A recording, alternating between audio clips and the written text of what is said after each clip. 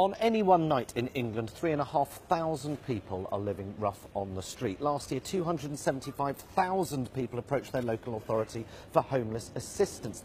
That can't be right. That's fucking mental. That is 250,000 people who are that close to living rough on the streets, and 3,500 people who are actually living rough on the street. 124,000 children living in temporary accommodation. Fucking children. These stats are horrendous. Oh, here we go. I wonder. Over half of homeless services have seen their funding cut in the last 5 years. 3,500 people.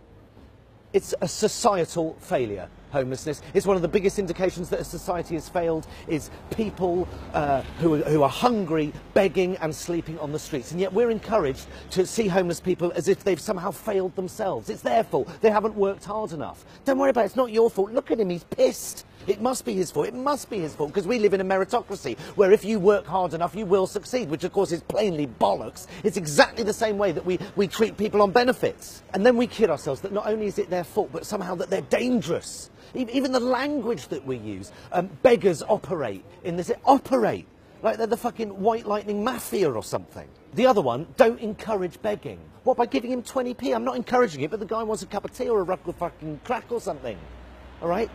Don't encourage it. It's like don't feed the pigeons, vermin. Yeah, they're an embarrassment. I don't know. Maybe it is encouraging it. Maybe there is a better way to help. Fuck this. Just wait there 2 secs. And yes, some of them stink of piss. Do you know why they stink of piss? Because he pissed himself last Tuesday, and a hot shower and a change of clothes has yet to present itself. Yeah, but I walk past him every day. He is literally and proverbially a bad smell. That madman's shouting at the pigeons again. Let's just take a look at that sentence, shall we? A grown man who is addicted to alcohol, who is mentally ill without a roof over his head, is shouting at the pigeons again.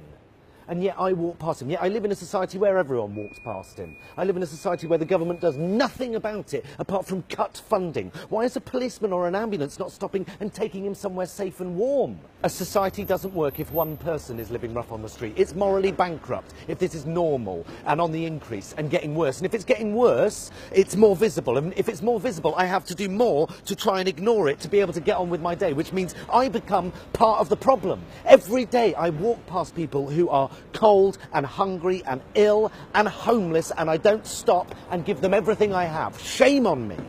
Sleeping rough has doubled since 2010. Doubled!